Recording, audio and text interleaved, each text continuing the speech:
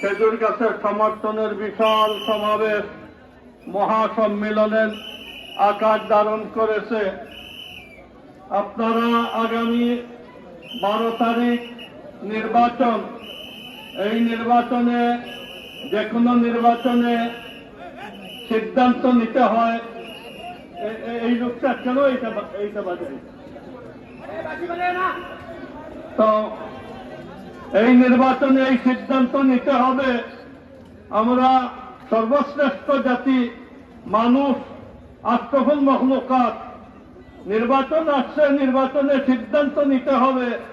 আমার শত শত কোটি টাকার মূল্যের ভোট আমি এমন জায়গায় দেওয়ার সিদ্ধান্ত নিব যাকে দিলে দেশ উন্নত হয়, জাতি সুন্দর হয়, জাতির জিন্দেগি সারা জনসাধারণ আরামে বসবাস করে।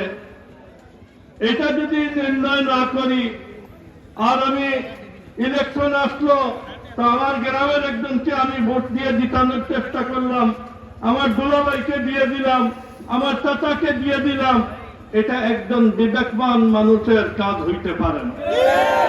বিবেকবান মানুষ সবসময় জাতীয় চিন্তা করবে, সবসময় দেশ নিয়ে ভাববে।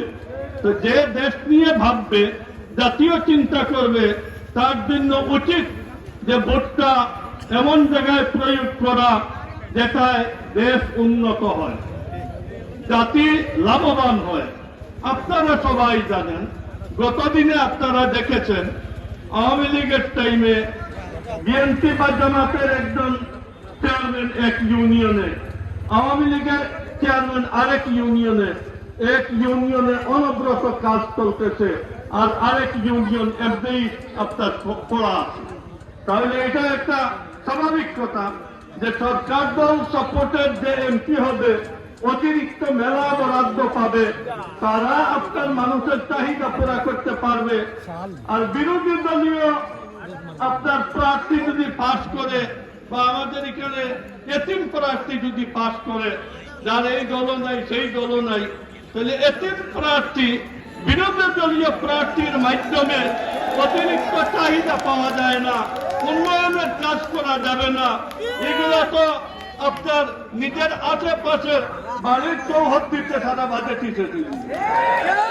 যার কারণে আমার এই আহ্বান, আপনারা যদি জকিগঞ্জ কানাইঘাটের এই পিছিয়ে পড়া দুইটা উপজেলাকে হাইয়েস্ট লেভেলের উপজেলায় পরিণত করতে চান, বাংলাদেশের উন্নত উপজেলায় যদি পরিণত করতে চান, এই দেশের নদী ভাঙ্গন যদি রোধ করতে চান, এই দেশের জমিতে 12 মাস ফসল হোক এটা যদি চান, এই দেশের মূল রাস্তা আর শাখা রাস্তা সবটা যদি পাকা আর টেকসই করতে চান, তাহলে ইনশাআল্লাহ খেজুর গাছে ভোট দিলে, বিএনপি সরকার গঠন করলে ইনশাআল্লাহ এই সব হবে আর 5 বছরে হবে।